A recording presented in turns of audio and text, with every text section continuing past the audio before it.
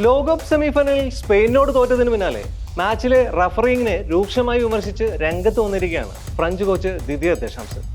ചില ചോദ്യങ്ങളുമായാണ് അദ്ദേഹം രംഗത്ത് വന്നത്.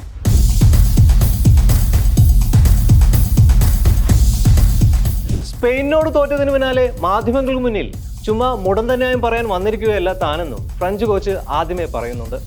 ആദ്യ പകുതിയിൽ സ്പെയിൻ അനുകൂലമായി റഫറി പെനാൽറ്റി അനുവദിച്ചത് മാത്രമല്ല പ്രശ്നമെന്നും അതിലേറെ കുഴപ്പങ്ങൾ ഉണ്ടായിട്ടുണ്ടെന്നും ദശാംസ് ആരോപിക്കുന്നു.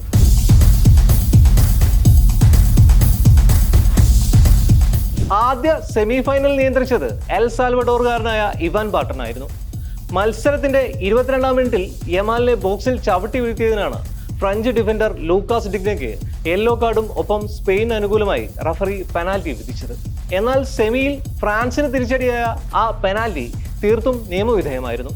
എന്നാൽ പന്തിൽ ടച്ച് ഉണ്ടായിരുന്നത് ഫ്രഞ്ച് ഡിഫൻഡർക്ക് മാത്രമാണ്. ഡിഫൻഡറുടെ ബ്ലൈൻഡ് സ്പോട്ടിലൂടെ തന്ത്രപരമായി ഓടിക്കയറി യമാൽ നേടിയെടുത്ത അവസരമായിരുന്നു ഈ പെനാൽറ്റി. റഫറിയുടെ തീരുമാനത്തിൽ ദശാംസ് കുപിതനായിരുന്നു. കിക്കെടുത്ത മൈക്കൽ ഓയർസബാൾ അത് ഗോളാക്കി മാറ്റുകയും ചെയ്തു.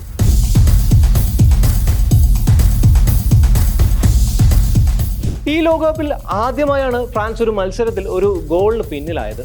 ഈ ആനുകൂല്യം സ്പെയിൻ പരമാവധി മുതലെടുത്ത് മത്സരം വിജയിച്ച് കയറുകയും ചെയ്തു.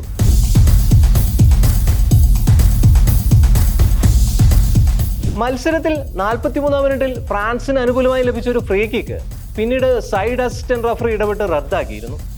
ഇത് സമൂഹ മാധ്യമങ്ങളിൽ വലിയ വിവാദങ്ങൾക്ക് തിരികൊളുത്തി. ഫ്രഞ്ച് താരം ഡെംബലയെ സ്പാനിഷ് താരം ഫാബിയൻ റൂയിസ് ഫൗൾ ചെയ്തെന്ന് ആരോപിച്ചാണ് റഫറി ആദ്യം ഫ്രീ കിക്ക് അനുവദിച്ചത്. പിന്നീട് ആ തീരുമാനം മാറ്റി.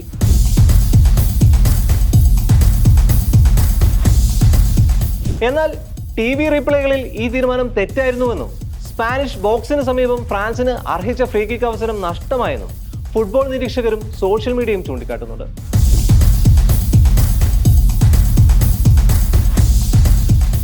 VAR സഹായമില്ലാതെ ഫ്രീ കിക്ക് റദ്ദാക്കിയ റഫറിയുടെ നടപടി തെറ്റാണെന്നും ചിലർ ചൂണ്ടിക്കാട്ടുന്നു. ഫാബിയൻ റൂയിസിന്റെ ഫൗൾ അട്ടിമറിച്ച റഫറിയുടെ നടപടി തെറ്റാണെന്നാണ് ഫ്രഞ്ച് ആരാധകരുടെ വാദം. ഇത്തരമൊരു സാഹചര്യം റഫറിങ്ങിനെ കുറിച്ച് തെറ്റിദ്ധാരണ പരത്താൻ ഇടയാക്കി. ഈ സാഹചര്യങ്ങളൊക്കെയാണ് ഫ്രഞ്ച് കോച്ച് ദശാംസിനെയും ചൊടിപ്പിച്ചത്.